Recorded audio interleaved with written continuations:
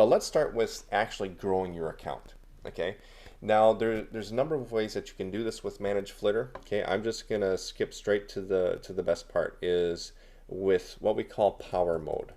Okay, now you can go to the search function and you can search for accounts and you can search for people's tweets and find people to follow that way. Okay, the much more targeted way to do this is by just going to the Manage section here, okay, and then power mode. Okay, so what is power mode? Power mode is a very advanced feature in Manage Flitter that allows you to take a follow source, right? So Ray Higdon's Twitter account, Eric Worre's Twitter account, you know, you can take a follow source and then apply filters to it to find the most targeted audience to follow. Okay, so it does a lot of that analysis for you. Okay, so just to give you an example, all I have to do is click over here to create my filter. And it's going to give me a bunch of criteria that I can use to find the most targeted audience. All right, so let's just start from the top. I'll kind of show you how I construct my filters. The first thing you need to do is select your data source. Okay, and this is required because you need to tell Manage Flitter where to look for people first. Okay, so a couple of things that I do here. First, I want to see only people who I am not already following. Okay, so I click on this one. And the other one that I want to look at is people who are not yet following me. Okay, so that's the other one that I click. Now I can choose one of these four other options. Okay, I can either search by another account. So if I want to go Eric Worre, whoops, actually I just need to do this. Worre. Okay, I can find Eric Worre's audience.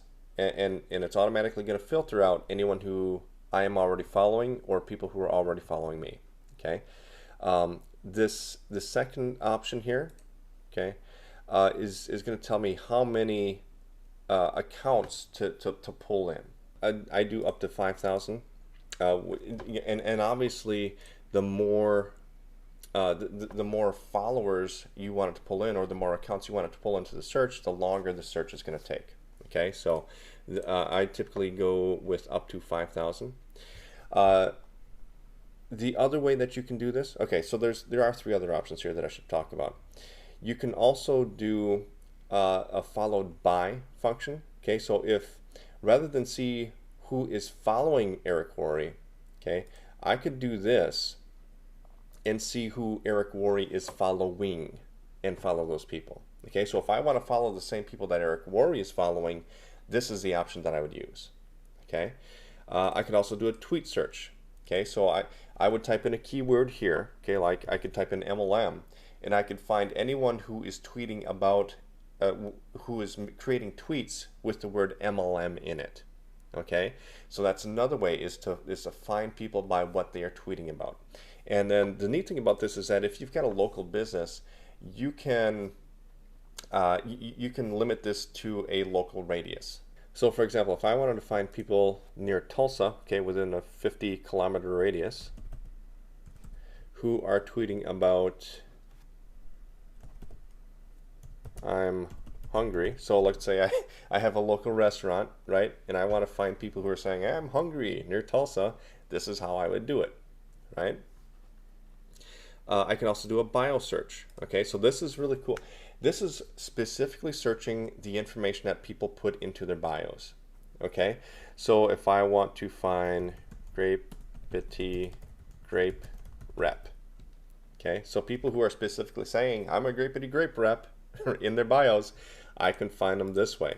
Okay, so that's another way to do it. Okay, so I'm going to just stick with the copying the followers of Eric Worre. Okay, that's what we call it when we follow the followers of another account, is copying the followers of. Okay, so I'm going to copy the followers of Eric Worre. Okay, I'm going to find people who are not already following me, people who are who I am not following. Okay, and then I'm going to go down to the additional criteria.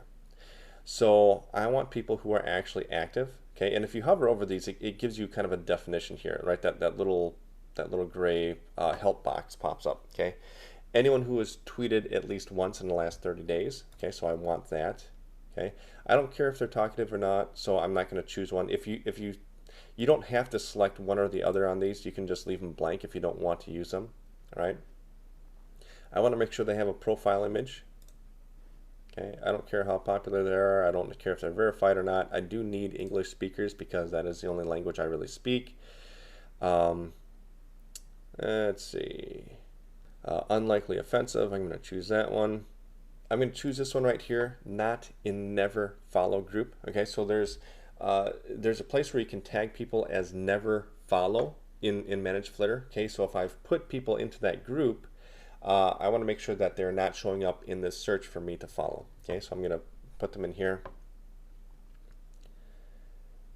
And then another one that I want to use is people that I have never followed. Okay, so if I followed them before and then they haven't followed me back and then I unfollowed them, I don't want to keep following them, right? Because if they didn't follow me back the first time, they're probably not going to do it a second time, and I don't want to annoy them and have them report me. Okay, so I'm going to choose this one as well. It also gives me some other criteria where I can specify how many followers they have, right? I can specify how many tweets they've made and things like that. Okay, so I can actually specify a specific range.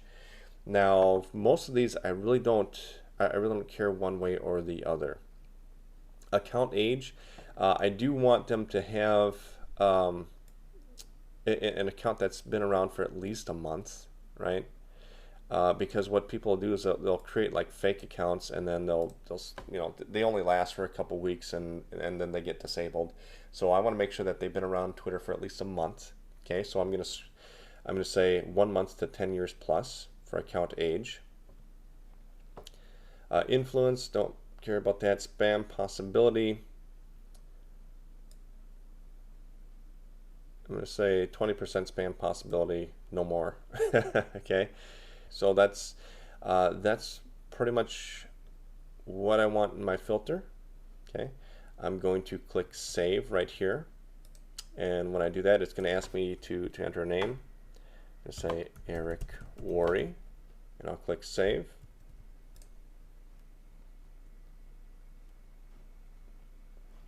And what you'll see is when you save one of these, they show up over here on the left. Okay, so you can, with there's different account types. There's a pro account and there's a business account.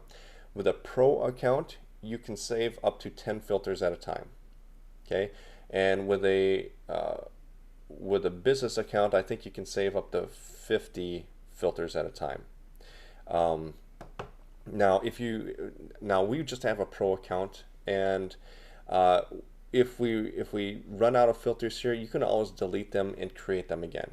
Okay, so that limit isn't just 10 filters period, it's 10 filters at one time. So you can endlessly delete a filter and create them. So it's not really a limit that we worry about. Okay, so now it came back with 1,816 people that match my filters. Okay, so this is plenty of people for me to follow right now. One of the things that you have to keep aware of is sometimes that this will be auto-selected, this advanced select. Okay, this advanced select option is simply for being able to select accounts like this. Okay, or you can just select them all, and then you can save them for processing later. Okay, you can send them to your unfollow group, you can send them to your follow group, and what it will do is it'll send these into another queue for you to manually process later. Or one of the things that Manage Flitter will do is you can actually pay them to do these actions for you. Okay, so that's kind of what this is for. We don't really use this. Okay, we just leave that turned off. So, but just so you know that if all you're seeing is a bunch of check marks here, you don't see an option for follow or unfollow, it's because this is turned on. So you need to turn that off. So now I'm seeing just everybody that fits my criteria. People who are following Eric Worre and all those other filter settings that I created. These are the people that are matching that criteria. So I can see some additional information about them. Okay, when their account was created, how many tweets they've made, right? How many people they are following and how many followers they have. Okay, now I've got some other options.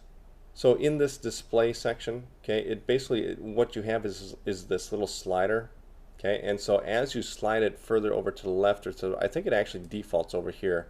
I like to see it over here, but really it doesn't matter either way because I don't really pay too much attention to the information here. But as you slide it over one way or the other, it's going to show you different information about these accounts. And so even if you have it over here, like the only difference between these two over here is like the size of the picture is pretty much the only difference. I think what it's showing here is their most recent tweet. Okay, so what you can do is you can actually take action on these tweets if you want to like it, if you want to retweet it or reply to it, you can do that from here. As you hover over these accounts, it's going to pop up some more information over on the right. Okay, so you can see their bio, their location, tweets per day. Okay, you can see a bunch of different information.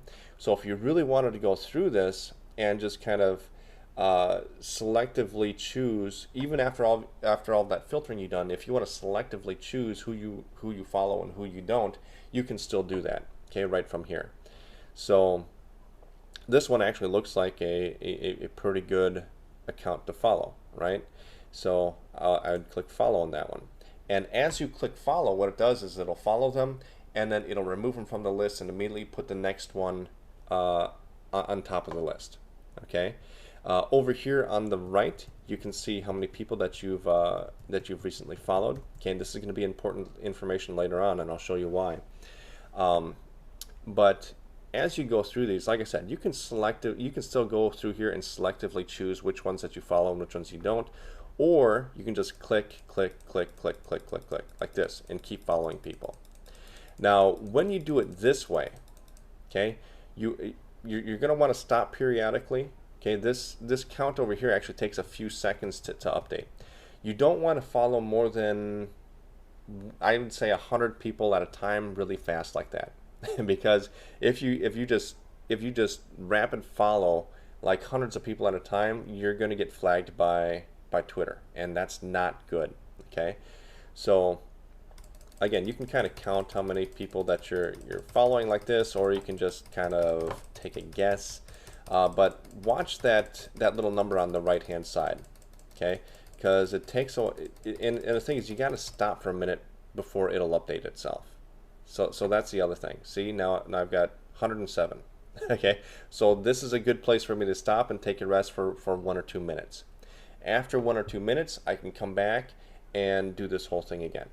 All right, so do that 10 times a day, and you will have met the 1,000 people that you can follow limit that Twitter puts on you.